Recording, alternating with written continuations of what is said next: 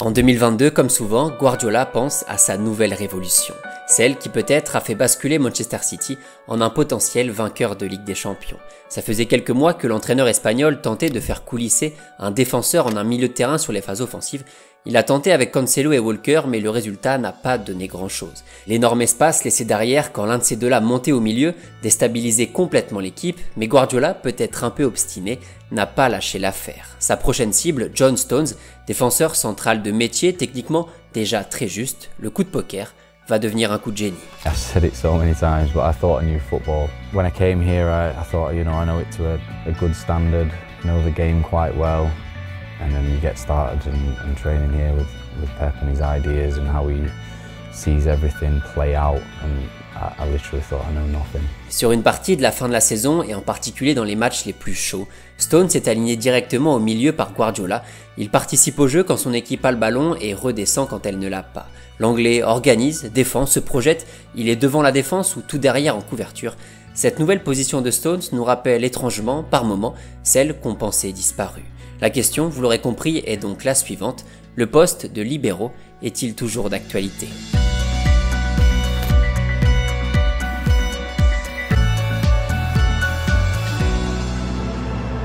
L'histoire du libéro est celle d'une position qui porte peut-être le nom le plus stylé de l'histoire du football, ou du moins l'un des plus emblématiques. À la base de la base au tout début, le libéro a été une idée de l'Autrichien Karl Rappan, sélectionneur de la Suisse dans les années 30, qui faisait un petit complexe d'infériorité par rapport aux Allemands.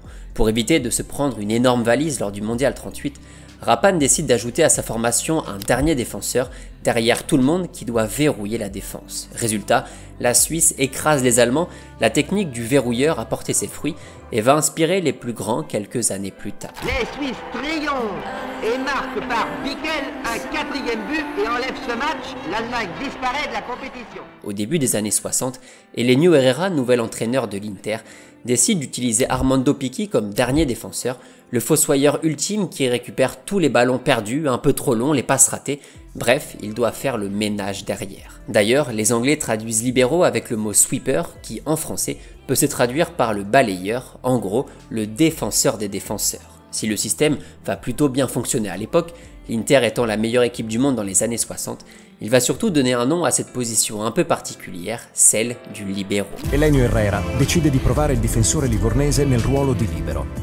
Finora Pichi aveva giocato come terzino, ma la nuova posizione in campo sembra andargli a genio. Littéralement, le libero en italien signifie quelqu'un de libre qui n'a pas l'obligation de marquer son joueur à la culotte comme c'était souvent le cas à l'époque. Bon, il y a plein de noms, plein d'exemples de libéraux dans les années 50, 60, 70 forcément, mais on va surtout évoquer l'évolution tactique de la position qui est passée d'un simple dernier verrou à bien plus que ça. Dans ces mêmes années 60, il y a un petit gars qui répond au nom de Franz Beckenbauer qui va récupérer les fondations du poste en y apportant tout un bagage technique et une vision du jeu supplémentaire. Le libéro n'est plus qu'un simple balayeur, il ratisse derrière mais se projette aussi avec le ballon, il peut apporter une présence supplémentaire au milieu en devenant le premier relanceur de l'équipe.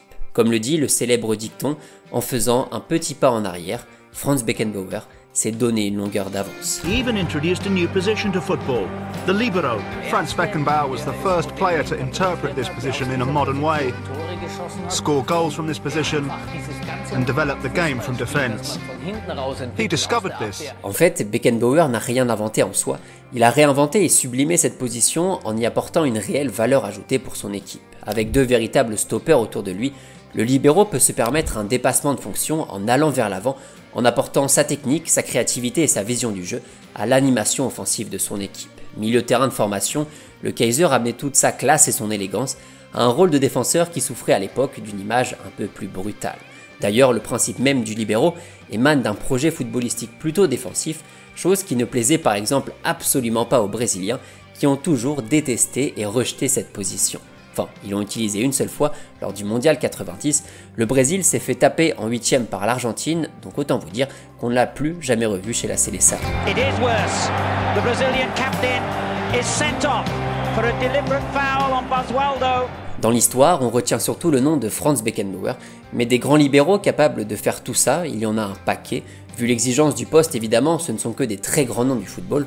On parle ici de Bobby Moore, Daniel Passarella, Gaetano Chirea, Franco Baresi ou Elias Figueroa entre autres, Des grands défenseurs qui ont tenu ce rôle à un certain moment de leur carrière. Plus qu'un simple défenseur, le libéro est le cerveau de l'équipe, il doit organiser sa formation depuis sa position un peu plus reculée. Le libéro est devenu un peu plus gentleman, c'est un joueur élégant, avec les épaules bien hautes et un toucher de balle, digne des plus grands manieurs de ballon. Petite mention également au passage pour Klaus Augenthaler, défenseur mythique du Bayern Munich, qui justement a succédé à Franz Beckenbauer, le genre de mec qui te découpait tout et n'importe quoi derrière, et qui savait aussi envoyer des grosses merguez dans la lucarne. Je vous conseille d'aller faire un petit tour sur les extraits vidéo d'Augenthaler, c'est assez impressionnant de voir tout ce qu'il savait faire sur le terrain, la projection, les passes longues, la présence physique, le contrôle de l'espace, etc. Il avait tout, c'est la panoplie ultime du libéro. Augenthaler, he loves these. Oh yes, it's a special from Klaus Augenthaler. That's the match trademark. Und der Ball ist drin. Ja, sag einmal. Klaus Augenthaler, ich habe es vorher noch gesagt, der Mann, der gestern im Training... Bon, dans les années 70 et 80, il y a eu quelques changements tactiques liés à l'émergence du football total de Rinus Michels et d'une copie d'Arrigo Sacchi. En gros, tout le monde attaque, tout le monde défend, on passe sur un football plus de zone. La fin du marquage individuel entraîne la disparition progressive du libéro, sauf en Italie, avec par exemple le rôle plus reculé de Chirea lors du Mondial 82. Les Italiens, fiers de leur invention, ne lâchent pas le morceau, mais c'est un autre pays qui va surtout faire perdurer la position dans les années 90. L'Allemagne de Beckenbauer et d'Augenthaler se délecte du boulot réalisé par Matthias Sammer avec Dortmund en 97 et surtout à l'Euro 96, un bon 5-3-2 bien costaud avec Matthias Sammer comme général. L'Allemand a chopé un ballon d'or, preuve que le poste pouvait toujours être sexy à la fin des années 90, et ce n'est pas le seul exemple de résistance de l'utilisation d'un libéro. Certains défenseurs ont tenu aussi ce rôle, des Laurent Blanc, des mecs qui ont commencé leur carrière plus haut sur le terrain et qui sont descendus jusque cette position de libéro. Quand tu vois Laurent Blanc à l'Inter qui est capable par exemple de faire ça,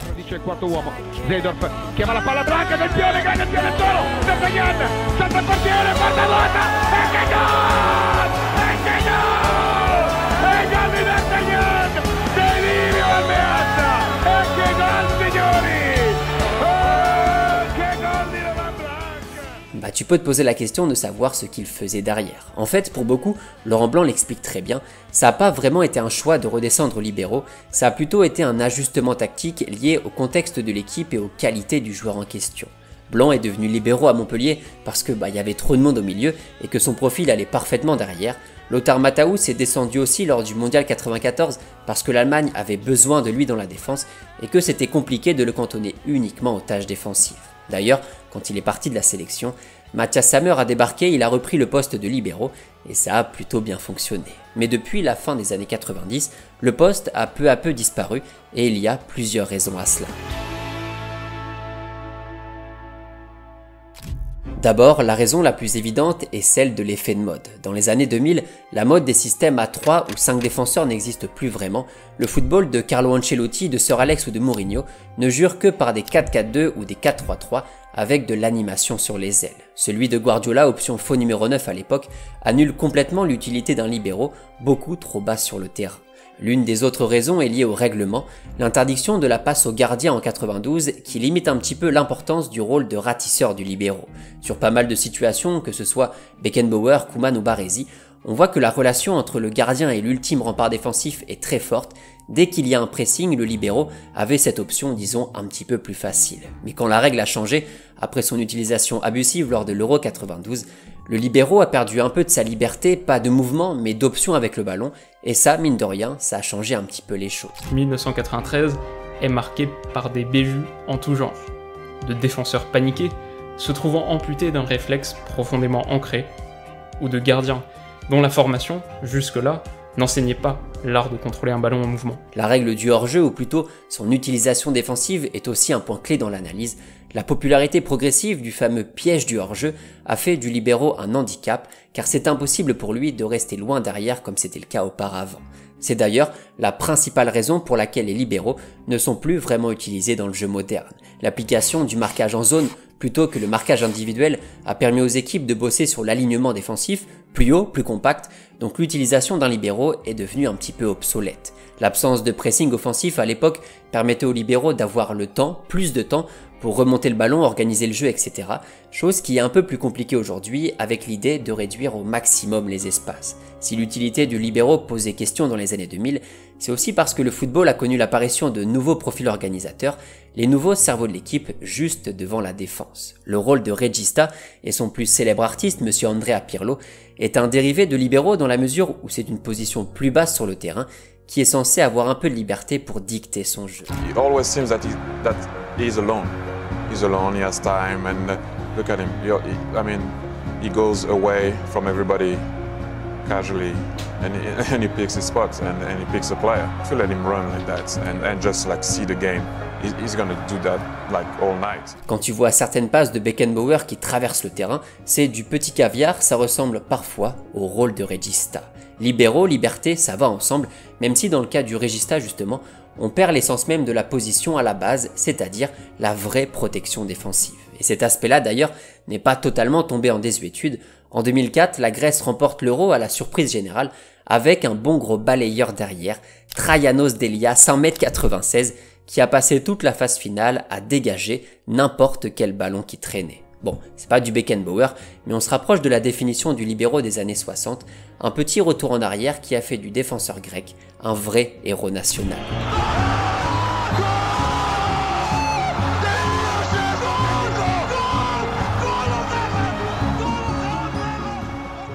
Mais avec le temps, les profils tactiques comme Dejas disparaissent petit à petit. Les défenseurs aujourd'hui sont presque tous de très bons manieurs de ballon. Ça n'existe plus vraiment les stoppers à l'ancienne. Le football de duel a laissé place au football de l'espace. On a vu quelques derniers exemples avec la paire Vidic-Ferdinand à United. L'un plus stopper, l'autre plus à l'aise avec le ballon. Pareil à Barcelone sur certains matchs, avec Carles Puyol plutôt dans la couverture, et des profils comme Rafael Marquez ou Gérard Piqué, tous les deux plutôt doués avec le ballon pour relancer proprement ou se projeter avec celui-ci. Rio was for me, and when I arrived at Manchester United and the relationship that I developed with him, his style of play was very similar of what I wanted to be as a player, and that helped me to see a lot of things that he was doing while he was playing. En fait, aujourd'hui, on ne place plus délibérément un défenseur comme libéraux, car la majorité peuvent l'être avec leur qualité technique. On associe des profils qui, dans un certain système, dans certains matchs, peuvent nous rappeler ce qu'était un libéro. En 2014, Leonardo Bonucci reçoit des éloges de la presse italienne qui le compare directement à Franz Beckenbauer, avec une analyse plutôt dithyrambique. Aujourd'hui, à la Juventus, Bonucci joue de façon très différente par rapport aux autres centraux. Il n'est pas beaucoup plus reculé car c'est impossible dans le football moderne, mais il a plus de temps pour manœuvrer et c'est lui qui dirige les autres, c'est en quelque sorte un libéro moderne. La position a peut-être disparu, mais l'esprit, l'héritage du libéro est toujours bien présent.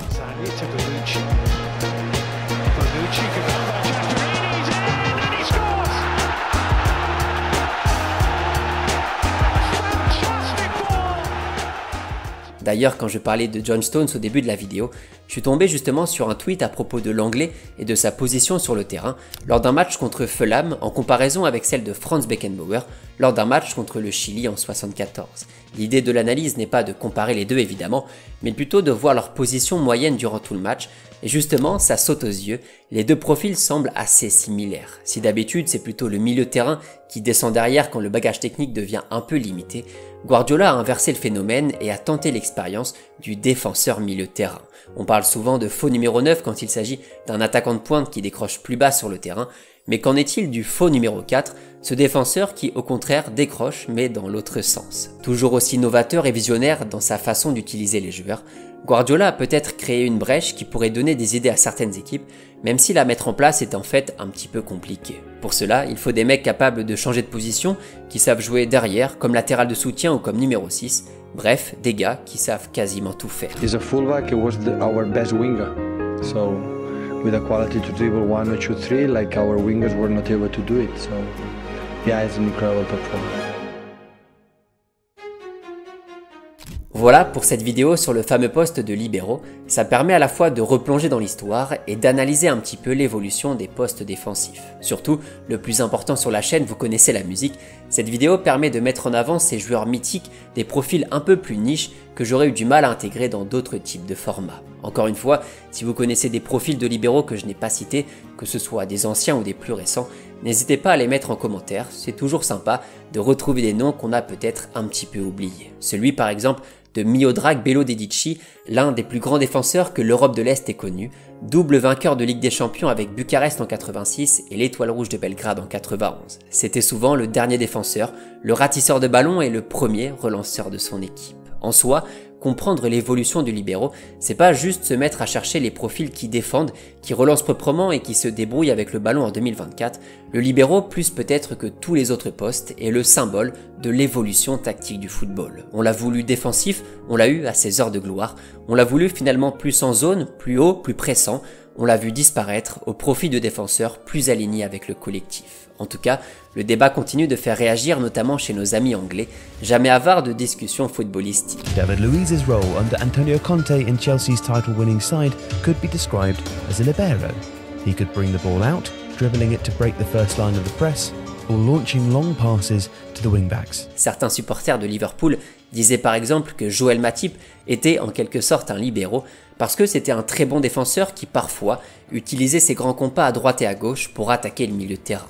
C'est toujours pas la classe de Beckenbauer, mais ça a de la gueule et surtout ça mène parfois à de vraies situations. En fait, comme toutes les positions, le libéro a simplement changé avec son temps. Chaque année, chaque décennie, on a vu des nouveaux profils associés à des nouveaux systèmes. Comme pour tous les postes, le libéro a dû faire avec la modernité. Il y a des coachs aussi qui tentent de relancer la position. On a vu par exemple en 2021 Ronald Koeman essayer de placer Frenkie de Jong comme défenseur central au Barça avec une certaine liberté de création pour remonter au milieu. On n'est toujours pas sur la définition exacte et historique de la position et même justement avec l'aspect cyclique du football, j'ai du mal à croire que le poste revienne un jour à la mode. En tout cas, merci à tous d'avoir regardé cette vidéo. J'espère que chacun d'entre vous ira voir son coach ce week-end pour lui proposer un nouveau système à 5 ou 3 défenseurs avec, dans le rôle de chef d'orchestre, un petit libéro. Beckenbauer.